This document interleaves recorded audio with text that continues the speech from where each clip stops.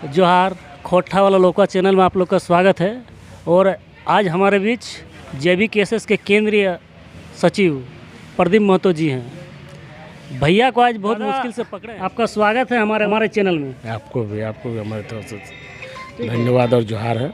मेरे पास कुछ सवाल हैं और जनता के भी उन सवालों में हिस्सा है। तो पहला सवाल हम आपसे करना चाहते हैं कि अगर JLKM गिरिडीह लोकसभा से जीत जाती है तो NDA को अपना समर्थन करेगी, इंडिया गठबंधन को करेगी या जिनकी सरकार बनेगी उनको करेगी? पहले बात तो ये जान लीजिए, JLKM एक स्वतंत्र और अपनी अलग पार्टी है। ना हम NDA के साथ रहेंगे ना इंडिया के साथ रहेंगे। हमारी अपनी पोर्टफोलियो, अपनी हमारा बायोलॉजी है, अपना नीति और सिद्धांत है। हम अपने प्रिंसिपल पर काम करेंगे। हम किसी को ना इंडिया के साथ रहेंगे ना NDA के साथ रहेंगे।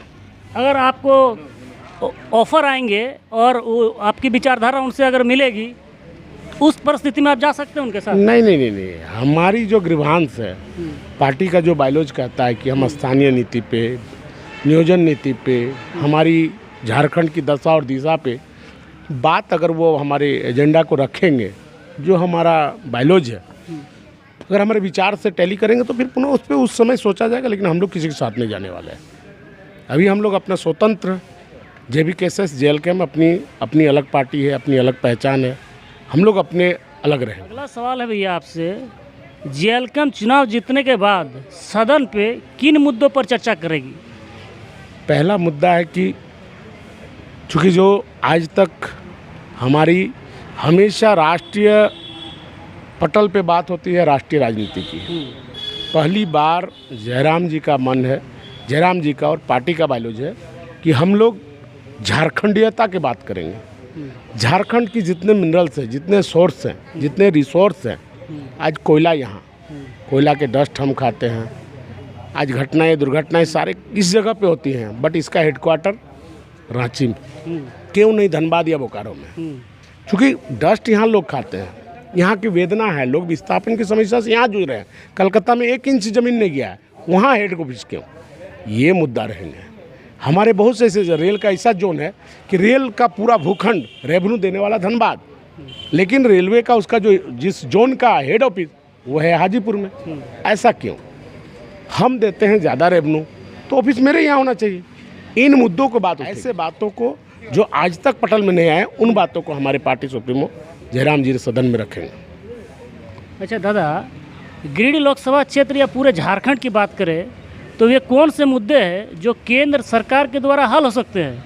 उसके बावजूद भी झारखंड में आज तक उस पर चर्चा हुआ ना, उस पर कोई समाधान? भी आप देखिएगा, चूँकि झारखंड में 40% से ऊपर मिनरल्स है जी। सो मेनी मिनरल्स, मैंने कोयला ही नहीं, कोयला है, अब्रक है, अब तांबा है, पत्थर है, चूना पत्थर है, तमाम ऐसे हैं। लेकिन आज भी हमारा माइंस एक्ट में ये क्लियरिफाई नहीं है कि उसका अधिकार किसको हो। जैसे बालू है, पहाड़ है तो कहीं ना कहीं गिट्टी है, तो वो क्लियरिफाई नहीं है, जिसके चलते लोग यहाँ उसके लाभ से वंचित हो रहे हैं। उन मुद्दाओं को सेंट्रल गवर्नमेंट को अवगत किया जाएगा कि ये यहाँ की प्रॉपर्टी है, इतने खनिज संपदा, और यहाँ के लोगों का पलायन अन्य प्रदेशों में, चाहे बिहार, चाहे मुंबई हो, चेन्नई हो, दिल्ली हो, बड़े बड़े शहरों में होते हैं। और आज लोग असामयिक मृत्यु होता है और उनकी लाश हमारा झारखंड में आता है। लोग यहाँ से पलायन करते हैं। इतने सारे रिसोर्स होने के बाद इतने लोग क्यों पलायन कर रहे हैं? कहीं ना कहीं नीति और विचार सही नहीं है, सोच बढ़िया नहीं है, जिसके चलते आज लोगों का पलायन करना पड़ रहा है। इन तमाम मुद्दों को हमारे संगठन के सदन में उठाई। दादा, JLKM पर कई आरोप भी हैं। मैं बिंदुवार आपसे सवाल करूंगा, निश्चित तौर और आपको जवाब देना है। पहला आरोप है JLKM पर कि एक खास जाति विशेष की पार्टी है। ऐसी बात नहीं है पत्रकार महोदय। कौन बोलता है कि JLKM किसी खास जाति बिरादर का पार्टी है? इसका मतलब है कि RJD किसी जात का है, JMM किसी जात का पार्टी है क्या? JMM किस जात का पार्टी है? पत्रकार महोदय आप बताइए, JMM किस जात का पार्टी है? पत्रकार महोदय आप जवाब दो। RJD किस जात का पार्टी है? पार्टी जात से नहीं होता, जमात से होता है, और JLKM जमात की पार्टी है, जात की नहीं। जैसे कोई भी लोकतांत्रिक पार्टी होती है, उसमें जो पदाधिकारियों का जो चयन होता है उसमें सभी जाति सभी धर्म के लोग इसमें समाहित हैं। हाँ, आप देखिए यादव हमारे हैं, हमारे यहाँ वैश्य वर्ग से हैं, हमारे यहाँ हरिजन वर्ग से हैं, हमारे यहाँ नायक से हैं, हमारे यहाँ अंसारी हैं, हमारे यहाँ ब्राह्मण हैं। ऐसा कैसे बोलते हैं? अब हमारे राजपूत समाज के लोग हमारे संगठन में आ रहे हैं, ऐसे बात नहीं, सारे लोगों का समायोजन है। निश्चित तौर पे एक बहुसंख्यक लोग संगठन में हमारे ज़्यादा हो सकते हैं, लेकिन ऐसा थोड़ा होता है कि वो उस दल एक जाति विशेष का होता है। वो जमात की पार्टी है और सब लोगों का समायोजन है। आप देख लीजिए पूरे सेंट्रल कमेटी का 100 से 150 लोगों का लिस्ट है। 150 लोगों के लिस्ट में तमाम वर्ग का आज हम लोग 8 कैंडिडेट दिए हैं। पत्रकार महोदय पता है कि नहीं कि किन किन बिरादर से हैं? चतरा के जो कैंडिडेट है वो वैश्य वर्ग से है, कोडरमा का जो प्रत्याशी है वो यादव वर्ग से है, धनबाद के प्रत्याशी अंसारी वर्ग से हैं, हम दुमका के प्रत्याशी एसटी के हैं, चाईबासा के प्रत्याशी क्या है एसटी के हैं। फिर आप कैसे बोलते हैं एक जाति वर्ग का पार्टी है? आरोप लगाना आपका काम है, आप आरोप लगाओ, लेकिन हम लोग जमात की बात करते हैं और समरसता की, जिसकी जितनी हिस्सेदारी उसकी इतनी भागीदारी, इस विश्वास और इस एजेंडा पे हमारी पार्टी पर दूसरा आरोप है कि किसी बड़ी पार्टी द्वारा जेएलकम को फंडिंग की जा रही है।